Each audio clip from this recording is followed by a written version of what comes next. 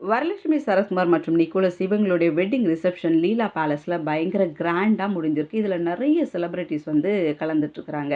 குறிப்பாக பார்த்தீங்கன்னா நம்முடைய தமிழக முதல்வர் ஸ்டாலின் அவர்கள், அமைச்சர் உதயநிதி ஸ்டாலின், மணிரத்னம் சுஹாசினி அண்டு குஷ்பு சுந்தர்சி, தேவா சார், நக்கீரன் கோபால், பாலகிருஷ்ணா சார்லாம் கோட் சூட்டில் வந்து கலந்துக்கிட்டு மாஸ் பண்ணிட்டு போயிருக்காரு அப்படின்னே தான் சொல்லலாம்.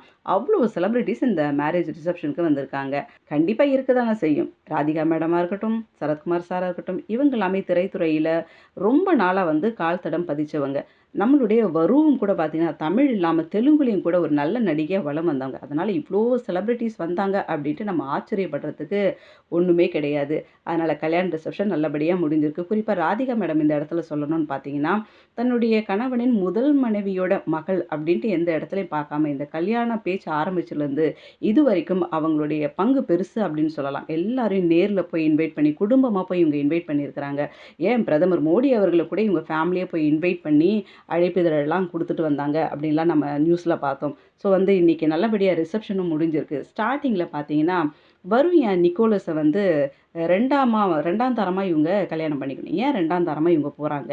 அவருக்கு கல்யாணம் முடிஞ்சு ஒரு டீனேஜில் ஒரு டாட்டர் இருக்கக்கூடியவருக்கு போய் இவங்க ஏன் வந்து கல்யாணம் பண்ணிக்கணும் அப்படின்லாம் நிறைய சர்ச்சை பேச்சுக்கள்லாம் வந்துச்சு. இதை எதையுமே வந்து வரும் காதிலே வாங்கிக்கல. எனக்கு பிடிச்சிருக்கு, என்னோடய குடும்பத்துக்கு பிடிச்சிருக்கு, நாங்கள் நல்லா வாழணும்னு நினைக்கிறோம், அவ்வளோதான் நினச்சிட்டு வரும் எதையுமே காதில் வாங்கிக்காம கல்யாண ஏற்பாடுகளை வந்து தொடங்க ஆரம்பித்தாங்க. ஸோ இதில் வந்து இன்றைக்கி சக்ஸஸ்ஃபுல்லாக வெட்டிங் ரிசப்ஷன் முடிஞ்சிருக்கு. கூடிய சீக்கிரத்தில் கல்யாணமும் நல்லபடியாக முடியும்ட்டு எதிர்பார்க்கலாம்.